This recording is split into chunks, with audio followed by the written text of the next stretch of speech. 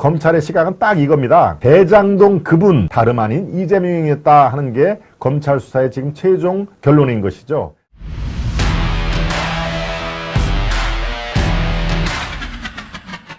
이재명의 범죄 노하우. 네, 이재명의 범죄 노하우. 네, 이게 뭘까요? 이재명의 범죄 노하우. 이재명은 지금까지 많은 이 범죄 혐의, 아직까지 뭐 유죄 판결을 받지는 않았습니다만은 그래서 혐의라는 말이 늦죠. 범인이 아니라 피의자. 네. 유죄 판결 전에는 어차피 혐의가 있다라는 말로, 객관적인 말로 사용을 하는데요. 지금까지 이재명은 7개의 서로 다른 건수로 검찰의 수사를 받고 있거나 앞으로 받을 예정 아니겠습니까? 그런데 이재명의 지금까지 나온 걸로 봐서는 상당한 노하우가 숨어 있더라 하는 얘기입니다. 노하우. 네, 어떤 노하우가 숨어져 있을까요? 여러분들 잘 아실 테지만 유동규, 정진상, 이화영, 이렇게 세 사람의 공통점이 있습니다. 이른바 유동규, 정진상, 이화영은 이재명의 핵심 세력인 것이죠. 그런데 어떤 큰 그 범죄 혐의가 있는 이른바 게이트, 대장동 게이트라든가 뭐 화천대유 게이트, 또 위례, 백현동, 성남FC 모든 게 지금 게이트성, 권력형 비리성으로 지금 흘러 들어가고 있는 상황에서 이 사람들의 이름이 딱 흘러나옵니다. 즉 무슨 얘기냐? 어떠한 프로젝트, 이재명 세력들, 이재명 일당들한테는 그게 이제 프로젝트인 것이죠. 우리로 봐서는 그게 권력형 비리, 성남시장과 이 경기도지사 시절에 이러는 거니까 당연히 권력형 비리죠. 그래서 게이트란 말이 들어가는데요. 유동규, 정진상, 이화영의 이름이 잘 여러분 기억을 한번 해봐 주십시오.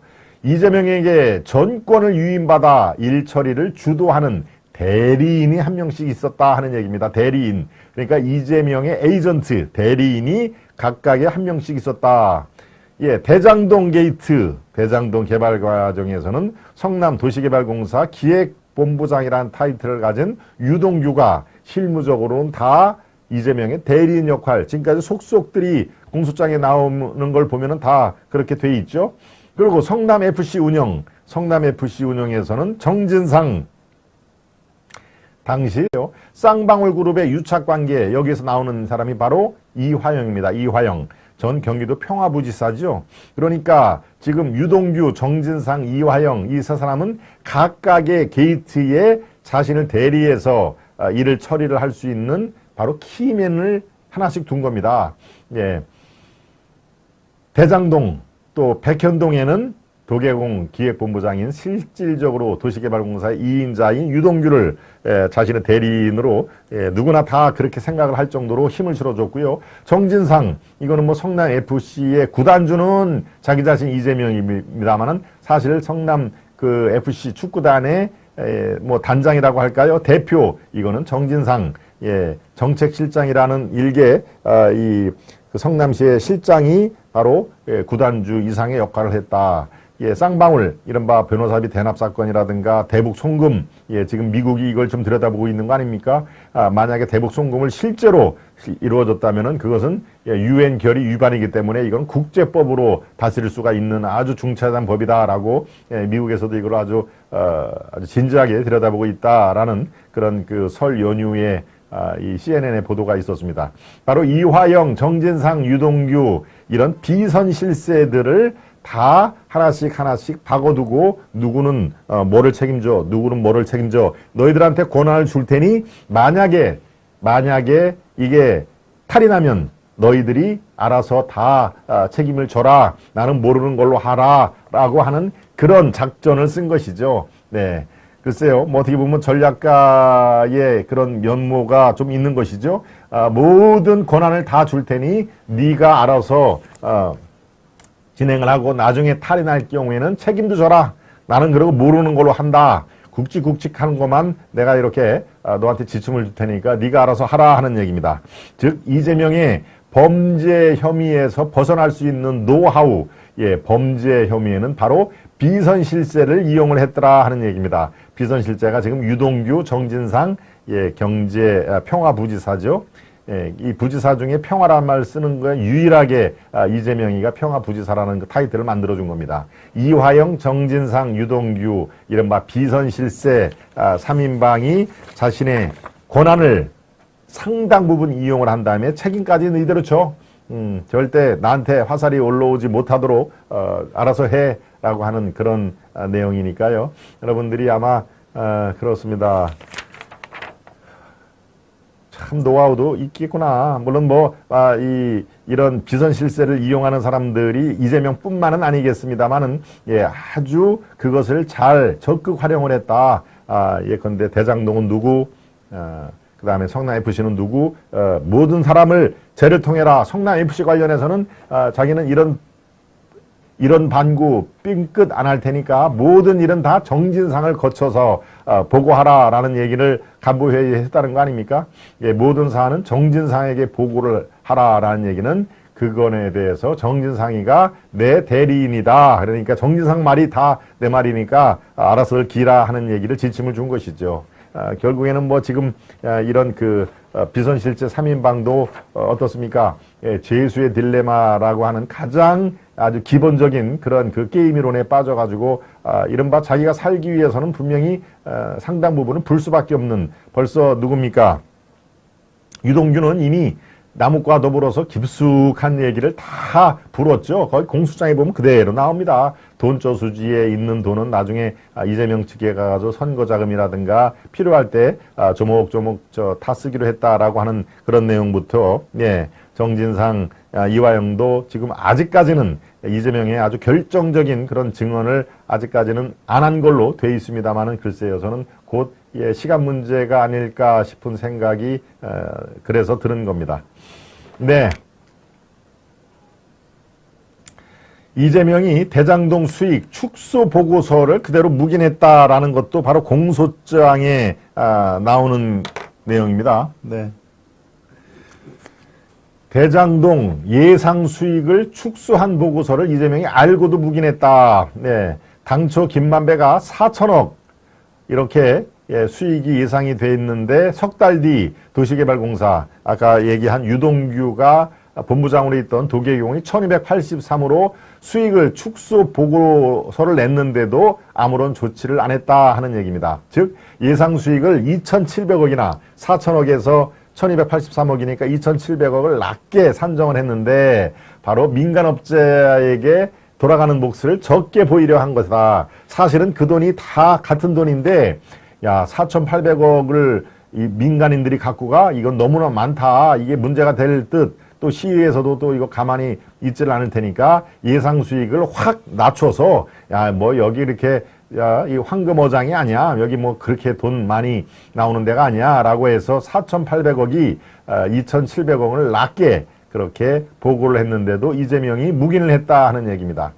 즉 이재명 지시와 승인이 10차례 정도 있었다라고 공소장에 이렇게 구체적으로 나오는 그런 얘기인 것이죠. 검찰의 물증이 다시 확보가 되지 않는 상황에서 검찰이 저렇게 자신감을 보일 리는 없겠죠. 그래서 결재권자인 이재명에게 최종 책임을 지울 그 목전이다 하는 얘기입니다. 즉 검찰의 시각은 딱 이겁니다. 대장동 그분 다름 아닌 이재명이었다 하는 게 검찰 수사의 지금 최종 결론인 것이죠. 우리가 대장동 그분은 누굽니까? 김만배가 처음으로 쓴 것이죠. 이 돈 다 내 거 아니야. 이 돈 중에 480억은 그분 거야. 라고 얘기를 그때 해서 아주 평지풍파가 나오지 않았습니까? 그럴 때 대장동의 그분은 이재명이었다라는 것이 검찰의 확고한 법 적용의 그런 논리의 공소장에도 수도 없이 나오는 그런 상황입니다. 네, 계속 나옵니다. 김만배 요청을 받고 대장동 용적률을 2차례나 올렸다. 이것도 이재명이 얘기를 한 것입니다. 여러분 아시다시피 용적률 이거는 조금만 손을 봐도 수백억대 수천억대 돈이 왔다 갔다 하는 거 아닙니까? 아마 여러분들 건물을 접은 분들은 다 이해가 되시겠죠. 바로 이런 상황에서 김만배의 요청을 받고 대장동 용적률을 2차례나 올려줬다. 누가? 그 이름도 거룩한 이재명 150%에서 180% 여기서도 끝내지 않고 180에서 190%. 예, 그러니까 이거는 커넥션이 있지 않고서는 도저히 상상할 수가 없는 것이다. 150%에서 한 차례 180으로 왔는데 김만배가 아이고 시장님 또는 뭐 누굽니까 정진상한테 야 이거 갖고는 안 된다. 이거 갖고는 안 되고 조금만 더 좀 올려줘. 그래서 180에서 190으로 용적률을 두 차례나 올렸다 하는 얘기입니다. 이게 바로 공소장에 구체적으로 적시가 되는 그런 상황인 것이죠. 네. 그래서 서판교 터널 관련해서 수차례 청탁을 했다. 네. 이른바 남욱, 정영학, 이런 정용민, 이런 대장동 일당들이 김만배를 통해서 성남시장으로 있던 이재명에게 수차례 용적률을 비롯해서 자신들에게 더 돈이 많이 들어올 수 있는 구조로 다 뜯어 고쳤다 하는 얘기를 그래서 나오는 것입니다. 네.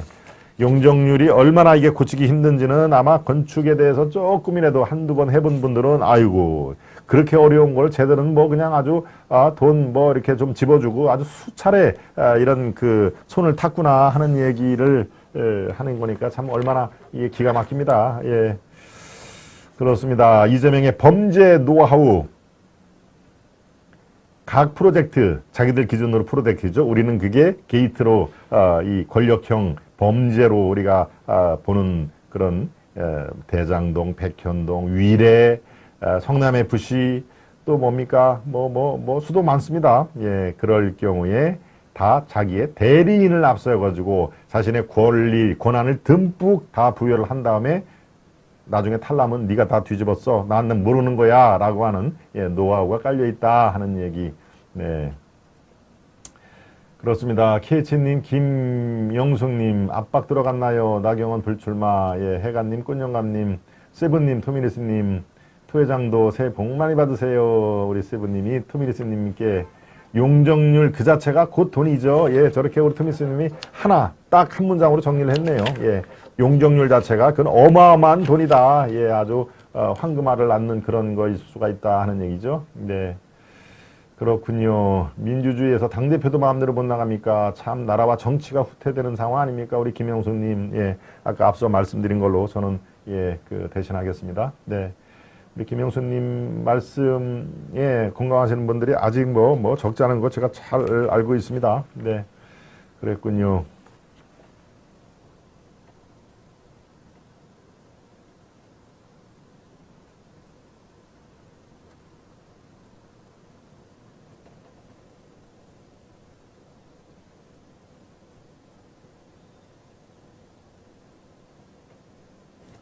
그렇군요. 예. 우리 최성훈님이 메시지를 보낸 거를 많은 분들이 거기에 언급을 하셔서 어떤 언급이 됐나라고 제가 위에 그걸 찾아봤는데요. 예. 방송에서 누구를 언급하시는 거는 본방송 품위를 떨어뜨리는 것입니다라고 또 말씀을 해주셨네요. 네. 이미 지나간 얘기지만 윤통한테는 나경원이 안철수보다 훨씬 협력하기 쉬울 겁니다. 세븐님이 말씀을 해주셨고요. 네. 김 박사의 오랜 기자 생활과 정치 시사 분석력이 높으시니 김 박사의 정확한 예측이 역시 정확하네요. 네, 감사드리고요. 네, 예, 이다원님, 김동원의 하이파이브는 고품격 방송이네요. 우리 이다원님, 네, 대단히 감사드리고요. 예, 우리 시청자 여러분들 또 중간에 오신 분들 우리 스페너님 말씀대로 예, 좋아요도 꾹꾹 눌러봐 주시고요. 네. 구독자 배가 운동을 지금 힘차게 전개하고 있다는 거 아실 겁니다. 1월과 2월에 구독자 배가 운동에 지금 나서고 있고요. 예, 닷새간의 예, 연휴 기간에도 우리 꾸준하게 우리 구독자분들이 예, 늘고 있습니다. 그래서 지금 예, 13만 약 한 6천, 7천 예, 보통 하루에 평균 한 500분, 600분들이 꾸준하게 들어오시니까요. 네, 여러분들이 가일층 네, 구독자 배가 운동에도 더 참여를 해주시길 바랍니다. 네, 말씀 중에 토미니스님, 예, 대단히 감사합니다. 김동원의 하이파이브 항상 응원합니다. 라고 우리 토미니스님이 격려와 또 소중한 정성, 예, 대단히 감사드립니다.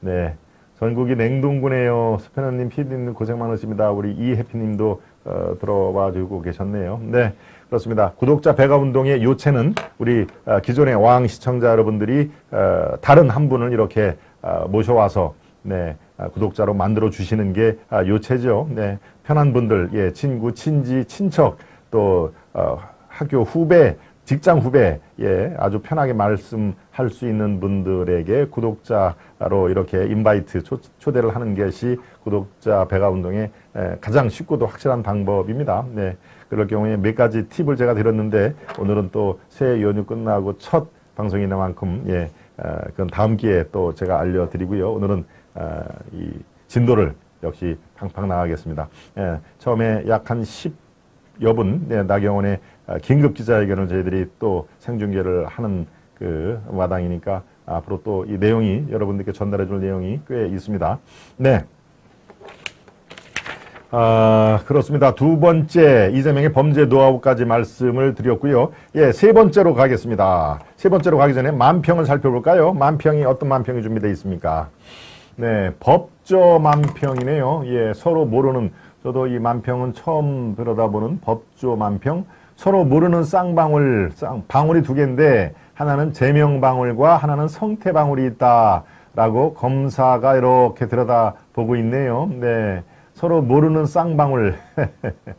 방울이 두 개인데 하나는 제명방울과 하나는 성태방울인데 지금 저쪽에서 이렇게 뇌관이 이렇게 연결이 되어 있죠. 하나가 터지면 다른 하나는 자연히 예, 옆에 있기 때문에 터질 수밖에 없는 상황이다. 그래서 서로 모른다고 이재명은 김성태를 모르고 김성태는 이재명을 모른다고? 진짜 그럴까라고 검사가 이렇게 들여다보고 있는 상황인데요. 네, 저렇게 뇌관이 있으면은 이재명이 터지면은 김성태도 당연히 터질 수밖에 없고 김성태가 터지면 이재명 방울도 네, 공중분해될 수밖에 없다라고 하는 네, 법조 만평 살펴봤습니다. 네, 저도 오늘 손님 오면 소개할게요. 우리 김영수님. 구독자 배가운동 말씀을 하시는 거군요. 네, 그렇군요.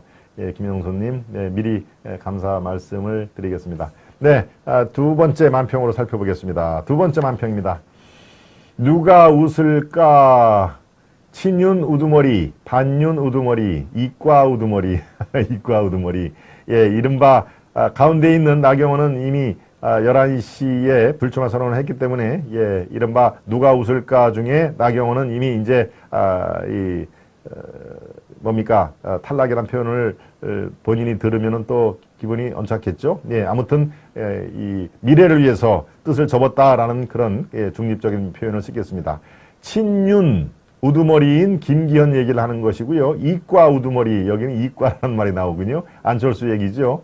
예, 반윤 우두머리는 누가 얘기를 했을까요? 예, 바로 장제원이 나경원의 출마 고집을 보고 이제는 드디어 반윤 우두머리로 나설 셈이냐라고 얘기를 한 것이죠. 설 연휴 직전에 한 것이죠. 예, 그래서 정치에 중간은 없다. 예, 모르는 소리다. 정치는 철저하게 계산이다라는 얘기. 내가 이과 머리가 얼마나 좋은지 아느냐. 과연 누가 웃을까? 이른바 지금은 이제 한 사람은 예, 드롭을 했고 김기현 대 안철수 대 김기현의 결승전, 사실상 결승전이 바로 이 시간부터 시작이 됐다 하는 얘기입니다. 물론 뭐 다른 후보들도 있지요. 이른바 황교안 후보도 있고요. 예, 황교안 후보가 현재로서는 3등, 4등, 어떤 그 여론조사는 3등으로까지 올라가는 경우도 있고요. 4등 정도. 그러니까 컷 오프. 지금 8명 중에서 4명은 떨어지고 4명 갖고 이제 전국 순회, 이렇게 그 전국을 제주도부터 서울까지 쭉 순회를 하면서 유세하는 그런 기간이 있죠. 거기는 지금 4명으로 올라가는 거가 돼 있습니다. 예, 그러면은 김기현, 뭡니까? 안철수, 예, 나경원은 이제 오늘 예, 불출마를 했으니까 여기에 황교안, 예, 황교안이 4명 중에는 뭐 들어갈 겁니다. 나머지 한 사람이 누구냐? 나머지 한 사람이 예, 과연 누굴 것이냐? 예, 조경태일 거냐? 아니면 윤상현이냐? 또 한 사람이 누굽니까? 뭐 강신업? 네, 뭐 이 정도가 있지요. 네, 이렇게 8명 중에서 이미 1명은 탈락을 하고 7명 중에서 3사람이 아웃되고 나머지 4사람이 전국 순회 유세를 나를 것이다 하는 그런 내용이 될 것입니다.